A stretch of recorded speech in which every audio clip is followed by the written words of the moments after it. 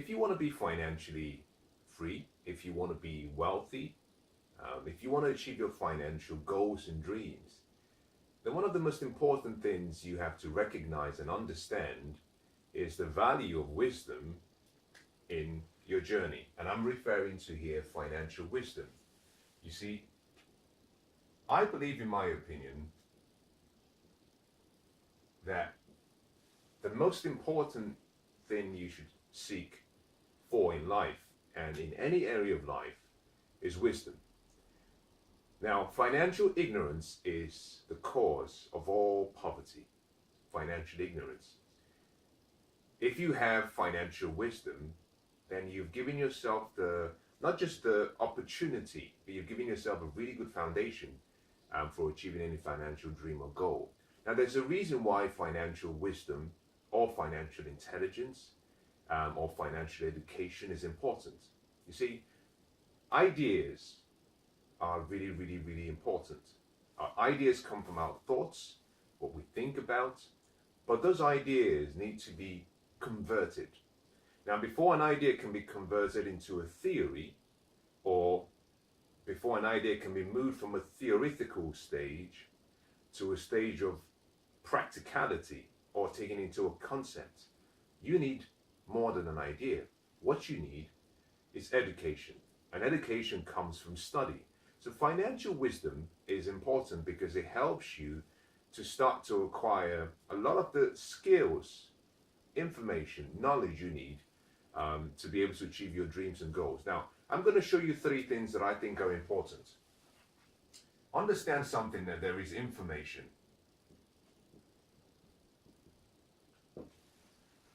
But financial information and having all the information in the world does nothing to create a financial future or create the results that you want.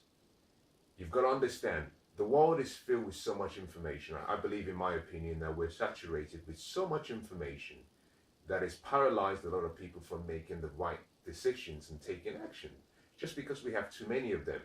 Now think about this, for example, if you walked into a restaurant and you were going to have a meal, and they gave you a menu with perhaps about 30 or 40 items, it takes you much longer to decide what you want to eat, except you're perhaps the kind of person who knows exactly what they want. But normally, if you walk into a restaurant and it's a different, maybe the restaurant serves a different kind of food to what you would normally have, you spend more time going through each and every single item on that list. If, on the other hand, you were given a menu with perhaps only about 5 or 6 options, you make a decision very quickly. The same thing happens to each and every one of us. We have so much information in the world. When we get all this information, we get into what we call analysis paralysis.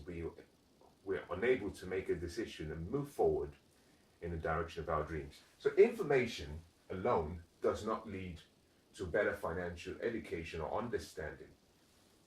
Information leads to knowledge. And this is where it begins, because knowledge in itself is a product of study. It means that you make a deliberate decision, not a passive one, a deliberate decision to study.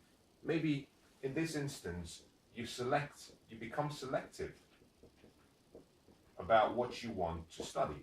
Now, study selectivity, and more than anything, you want to make sure it's from sound sources, that the sources are correct. Now, these are the basic foundations of how you change a financial future.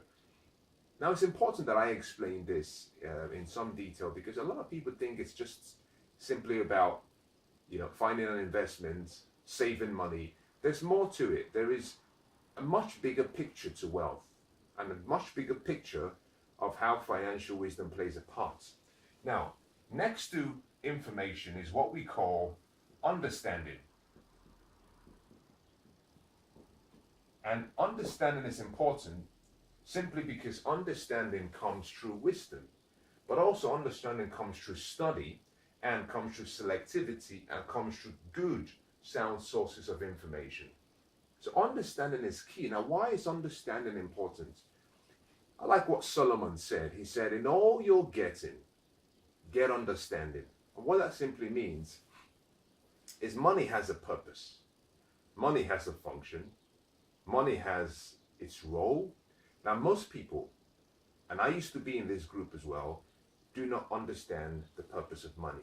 The purpose of money is not to spend all of it. I'll use this example. Think about this. If a farmer goes and he has a harvesting period and he harvests all of his crop, the farmer doesn't eat all of his harvest or sell all of his harvests. He takes a portion of the harvest and he uses that portion as seed for the next season. So he plants the seed again so that he can get a lot more in the next season. Now, if the farmer is very clever, what he tries to do is ensure that he continues to increase the amount of seed capital so that when he gets a return, it continues to grow. That is how you must see money. Money is simply a seed. You use money to create experiences for yourself and for other people. However, you can't spend it all, because if you spend it all, you have nothing else to invest. Understanding is important so that you can recognize the purpose of money, the function of money, the intent of money, the what, the how, the why of money. Now, understanding doesn't just come easily. You can study all you like, but you may not get understanding. There's something called comprehension. And comprehension comes when you start to get into the idea of recognizing, you might call it the principles. Now we're talking here about principles. Here we're talking about the process. You're talking about the philosophies of money. Now, what I like about money is simply that it's just an idea. Everything is money. Everything. Your smile can be converted into its monetary equivalent. Your knowledge can be converted into its monetary equivalent. Your education, your skills, your gifts. Do you know actually that you can convert your silence into monetary experiences? Now, you might think that's absurd. How can you? But think about this. If you've ever gone to see a psychologist or a shrink, what do? They sit down there and they simply grunt. They might ask you one or two questions in between, but there are therapists and doctors and psychologists and some of these very educated people who have been trained to listen. And what they do is sit there and ask you, well, how did that make you feel? And then they go quiet. And that allows you to express yourself. And at the end of the whole period, you might have spent a whole hour with them, and they may have said just one or two words. And at the end, you get to pay them. That's silence. But you're selling what I would call your ability to use that gift you have in such a way that is creating value for other people. So everything is money. It simply has to be monetized. Now, information must be studied to get knowledge. Knowledge must be understood, but to understand it, you must have the ability to comprehend what you're studying. But finally, this whole process takes you to a place whereby you must start to go down the path of wisdom. But wisdom is only made complete through application. Application of the information which was knowledge, which you understood through comprehension, must be applied in the appropriate form to create wisdom. Now, it is this wisdom that creates financial dreams and goals. Right? Why? Because when you start to apply what you know, then you start to see results. You see, results is the name of the game. When you start to apply what you know, you can start getting what's called feedback. You can start correcting your course. You can start seeing progress. You can get results. But this is all through application. This application leads to wisdom. This is a very, what I would call a bigger picture of the whole cycle. Now, it's important you understand this because it's not just about gathering knowledge or gathering information. You've got to use it for a specific purpose. Now, knowledge that is not used specifically to solve a problem is not necessary. Now, think about this. For example, I don't know how to fly a plane. I don't need to know how to fly a plane because it doesn't help me solve any specific problem that I have right now. Similarly, I don't know how to ride a train. I don't need to because I can use leverage. I can allow other people to do that, and I can sit in the coach quietly and be transported from one location to another. However, if there is a piece of knowledge that I need, then I've got to study it. The problem we have is, in most cases, most people have delegated this entire process to other people, financial advisors, financial managers, and unfortunately, those people do not have the same idea about what your vision is, your purpose, and unfortunately, they're looking out for their best interest. Now, I did all of this to make a point. The whole point of this was to explain to you the purpose and the importance of wisdom, financial wisdom, in achieving your financial dreams. Let me say something. To keep this whole process very simple, it comes down to this fundamental thing. Number one, number two, number three. I believe, in my opinion, and from my experience, that information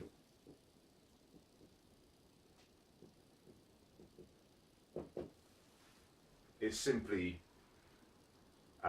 like having a tool. Just imagine you had a tool. If you have a box set of tools, and let's say that those tools in your tool set box, in there you have a hammer. Just imagine this, for example. You have a hammer. That is information. Yeah? That information, if left there in your toolkit, does nothing. Wisdom, on the other hand,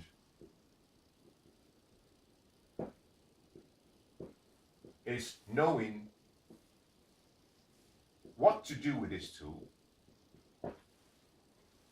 where to use it, how to use it, why you need to use it, when to stop using it.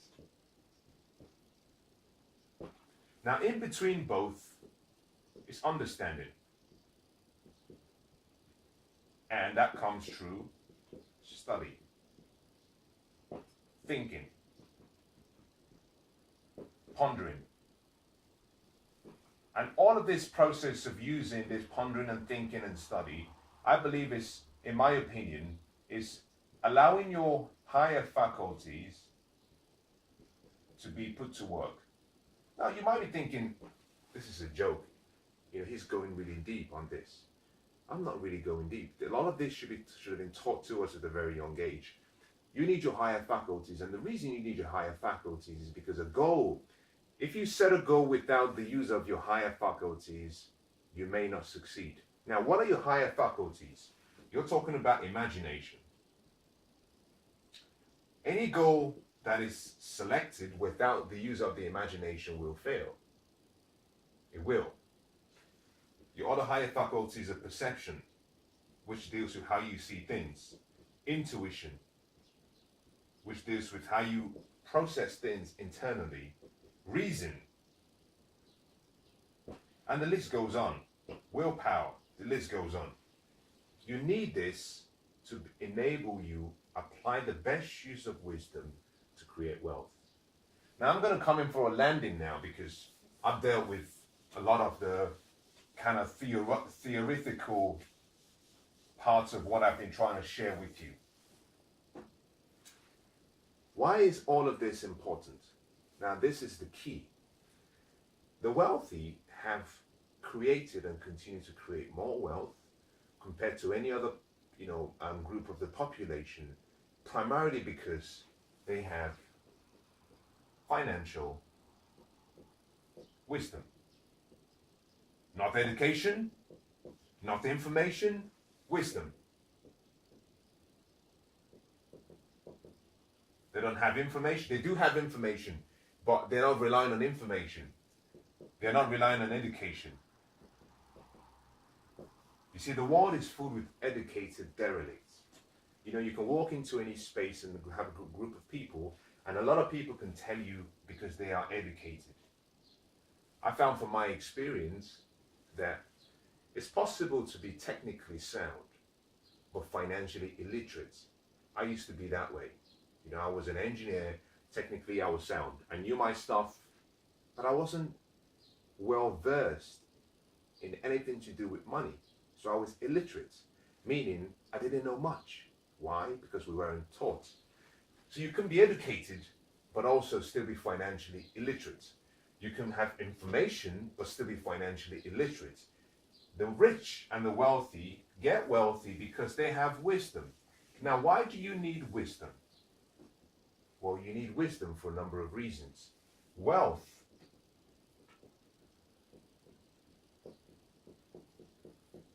is a game.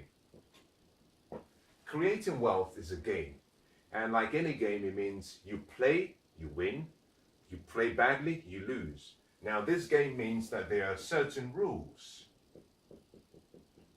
to wealth.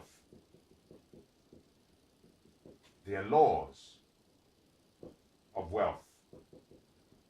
Now, I can substitute money in here because that's what we're really dealing with. There are principles of wealth.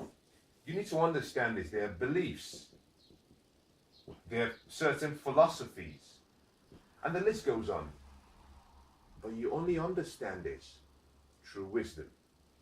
Now, in our day-to-day lives, we will come across various opportunities to put to work our financial wisdom. Those will come through opportunities around you, you create, or other people create for you. You know, one person once said to me, well, I just have to be in the right place at the right time. I haven't quite been lucky. You see, life does not get better by luck or chance. Life gets better by choice.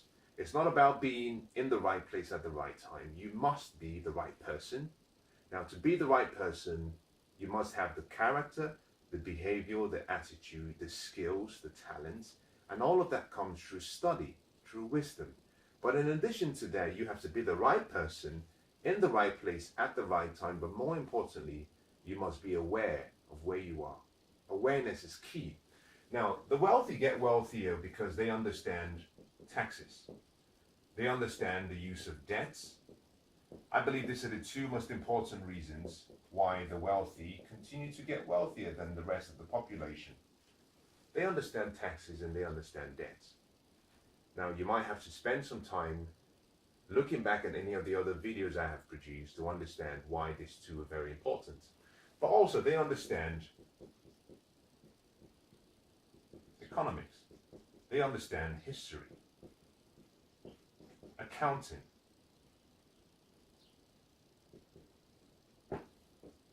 They understand laws, because there are laws that govern. And by laws, I'm not talking about laws of money.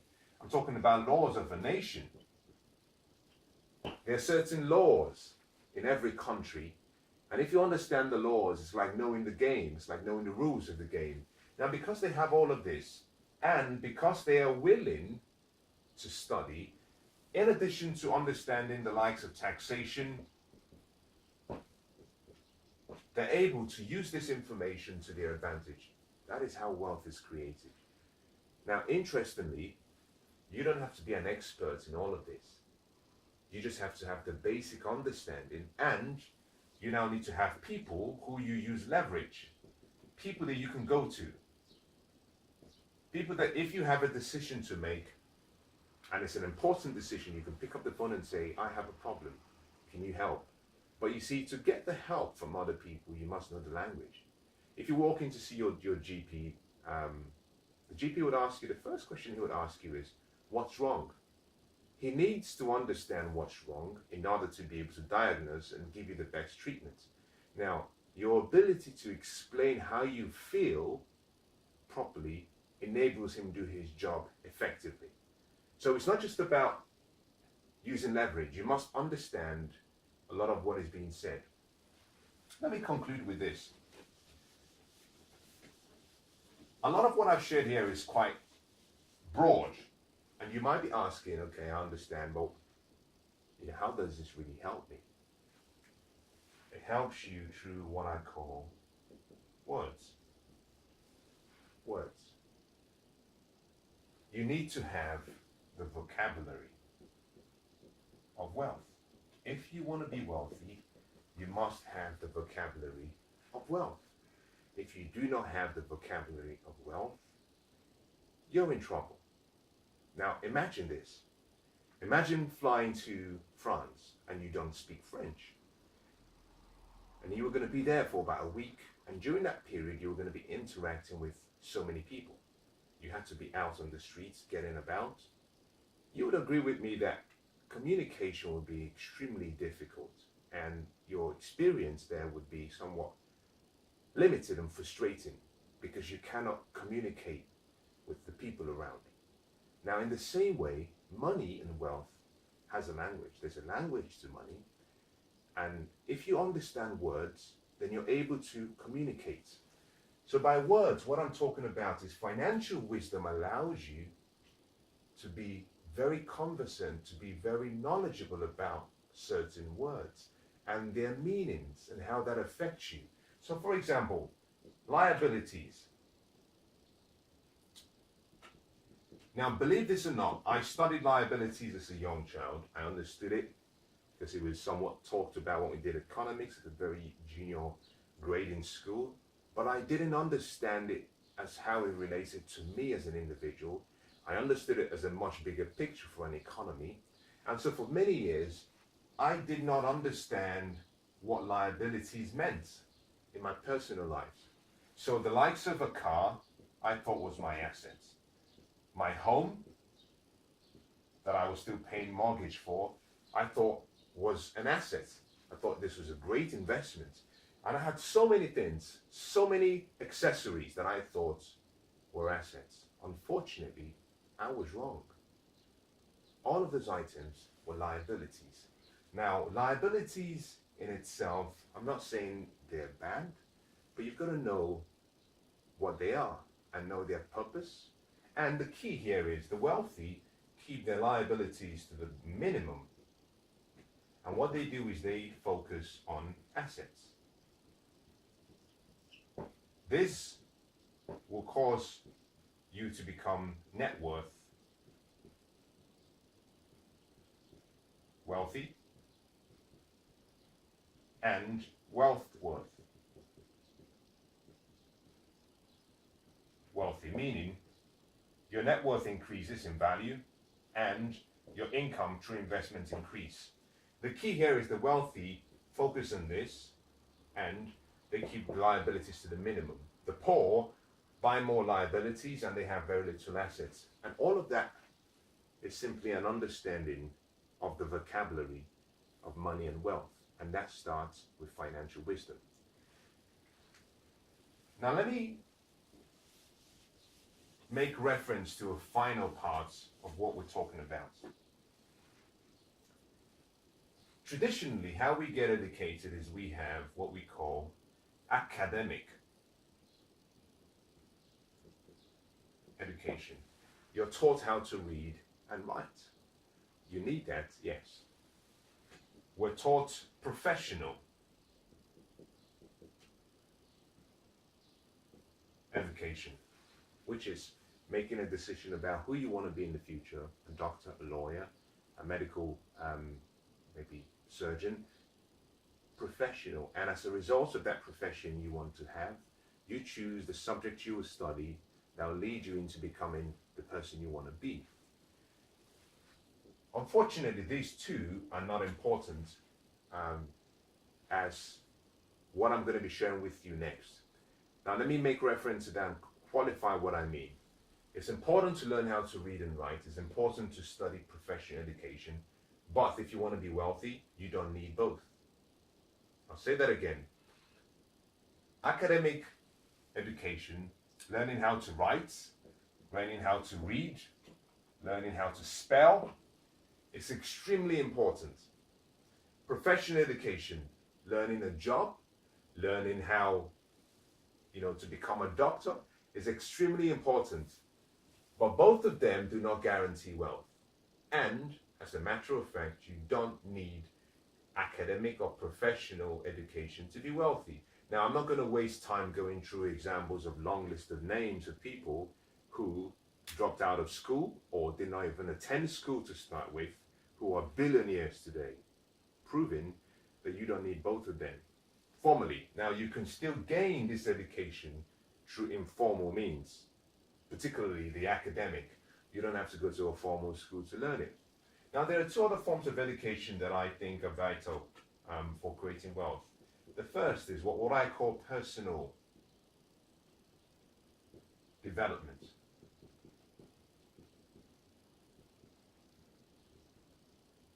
And this, for me, deals with, you see, this too will increase your IQ. This will increase what was called your EI, your emotional intelligence. And here in personal development, I'm talking about things such as learning how to set goals, learning how to be develop your passion, tap into your passion, learning your purpose in life, learning how to sell, learning how to communicate effectively, learning how to lead people, learning how to negotiate. These are skills that are necessary for you to get along well in the marketplace. A lot of that is not taught in school. In addition to that, you need a final, which is financial education. Now, financial education is independent from all of these. They're somewhat connected, but like I said, you can be technically very smart, great reading and writing, have the best of the queens of English, and you're financially poor because you haven't studied money.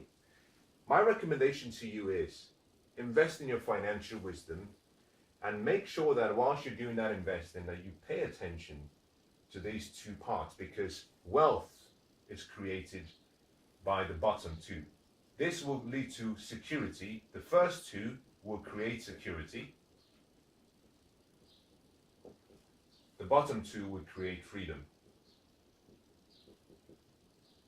It all depends on what you want.